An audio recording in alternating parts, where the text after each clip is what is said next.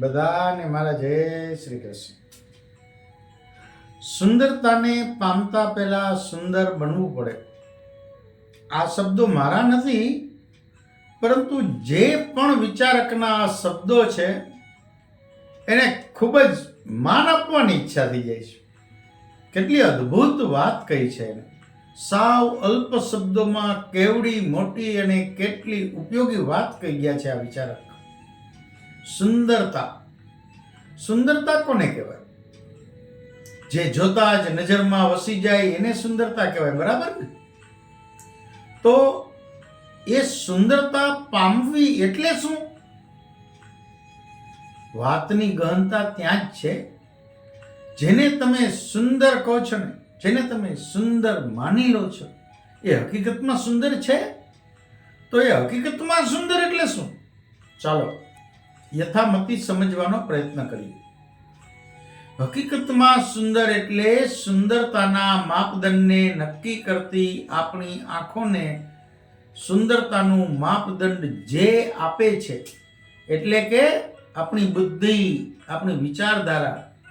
જો આપણી વિચારધારા સુંદર એટલે કે શ્રેષ્ઠ એટલે કે નિર્મોહ થઈને અલ્પ આકર્ષણનો ભોગ બન્યા વિના તટસ્થ રીતે ગુણ દોષની જે પારખતા કરવાની કળા છે, જે જ્ઞાન છે, જે સંસ્કાર છે, એમાં નિપુણ હશે ને, તો એ આપણી આંખોને સુંદરતાના જે માપદંડ આપશે ને એ શ્રેષ્ઠ જ હશે. અને એના આધારે જ આપણે કોને સુંદર કહીશું એ આંખો નક્કી કરતા પહેલા તર્ક વિતર્ક જરૂર કરશે. હાડ માંસથી પુષ્ટ થયેલ દેહાકૃતિ ઉપરથી સૌંદર્ય પ્રસાધનોની કલાત્મક રજૂઆતથી વધારે સુંદર લાયક એવી સુંદર હસી સ્ત્રી જ્યારે નજરે ચડે ત્યારે આપણને ગમી જાય છે. એટલે કે આપણી સુંદરતાની વ્યાખ્યામાં આવે છે, આપણા મનને સુંદર લાગવા માંડે છે. ત્યારે કવિ આગળ કહે છે કે સુંદરતાને પામતા પહેલા સુંદર બનવું પડે. હવે એને મેળવવાની ઝંખના થઈ જાય એ પહેલા એ વિચારને પ્રાધાન્ય આપવું જોઈએ કે જે મને સુંદર લાગે છે એ સુંદરતાને યોગ્યતા આપી શકું એટલી મારામાં યોગ્યતા છે.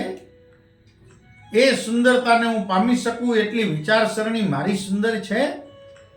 આપણા જમા ઉધાર પાસાને ચકાસી અને સરવૈયું કાઢવાનું કવિ કહે છે કે ભાઈ જુદા જુદા એંગલથી પહેલા ખુદને તપાસી લે અને પછી જે તને સુંદર લાગે છે એને તું સુંદર લાગે એવી ક્ષમતા તારામાં બનાવ, પછી ઝંખનાને જન્મ આપજે. બસ આટલી મેનર જો આવી જાય ને તો આ દુનિયાના ઘણા પ્રશ્નો આપોઆપ ઉકલી જાય. પણ આ તો આ પંક્તિનો એક નાનકડો પહેલું છે. હું જે વાત હવે કહેવા જઈ રહ્યો છું એ ધ્યાનથી સાંભળજો. છેક સુધી સાંભળશો તમને વાતનો તાત્પર્ય સમજાઈ જશે. ભક્ત કવિ પાનબાઈ તો કહે છે કે આજે ખીલેલી યુવાની કાલે કરમાઈ જવાની છે. તો પછી સુંદરતાની વાત જ ક્યાં આવે? તો હકીકતમાં સુંદરતા કોને કહેવાય? ભક્ત કવિના હૃદયમાં સુંદરતાની શું વ્યાખ્યા છે, શું અર્થ છે? હકીકતમાં સુંદર એટલે જે શાશ્વત સુંદર હોય અને એની સુંદરતા ક્યારેય નષ્ટ ન થાય.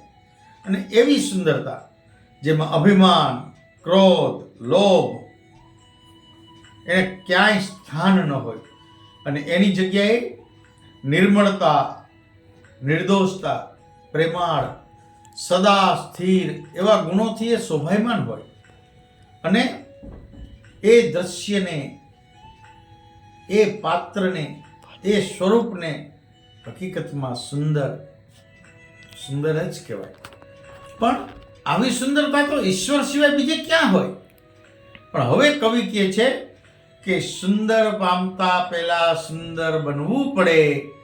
તો જેનામાં અભિમાન ન હોય, જે ક્રોધને વશ ન હોય, જે કશા પૂર્વગ્રહથી પ્રલોભનથી આકર્ષિત ન હોય, જેની આંખમાં સદા પ્રેમ નીતરતો હોય, જે સામેના પાત્રના ગુણોથી પ્રભાવિત ન થાય, અવગુણોથી સંકુચિત ન થાય, એવા સુંદર પાત્રને જો આપણે મેળવવું હોય, અર્થાત પામવું હોય, અર્થાત કે જો ઈશ્વરને આપણે પામવા હોય તો કંઈક એવા જ ગુણો, ભલે એના જેટલા નહીં પણ કંઈક અંશે એવા ગુણોને આપણામાં પણ વિકસાવવા પડે ને.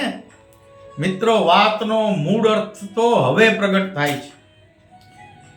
જ્યારે આવા બધા ગુણો આપણામાં આવશે, એટલે કે જે સુંદરતાને પ્રાપ્ત કરવા માટે આપણે સુંદર બનવાનો પ્રયત્ન કરીએ અને એમાં જો સફળ થઈએ ને, તો મિત્રો રાધે રાધે, આપણી દ્રષ્ટિ જ એટલી બ્રોડગેજ થઈ જશે કે પછી આખા વિશ્વમાં કોઈ દ્રશ્ય અણગમતું નહીં લાગે, સુંદર કશું નહીં લાગે.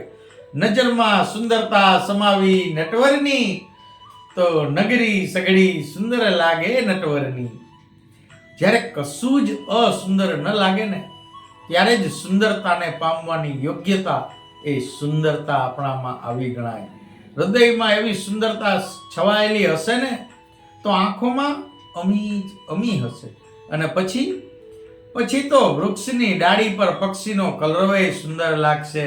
અરે, કર્કશ અવાજ કરીને ઉડી જતો કાગડો પણ સુંદર લાગશે. રસ્તા વચ્ચે મસ્તી કરતા નિર્દોષ શ્વાન પણ સુંદર લાગશે. લગર વગર હોય છતાંય ભિખારીનું બાળક પણ સુંદર લાગશે. હર નજર ચિત્રને જોઈને એવું લાગશે, जिसकी रचना इतनी सुंदर, वो कितना सुंदर होगा. અને ત્યારે જ સાચા અર્થમાં આપણે સુંદરતાને પામવા લાયક સુંદરતા પ્રાપ્ત કરી ગણાશે. થોડી અઘરી છે, પણ છે ને સમજવામાં સુંદર લાગે એવી સુંદરતાની સુંદર વાત. તો બોલો રાધે રાધે, વાત નિત્ય પ્રકાશની.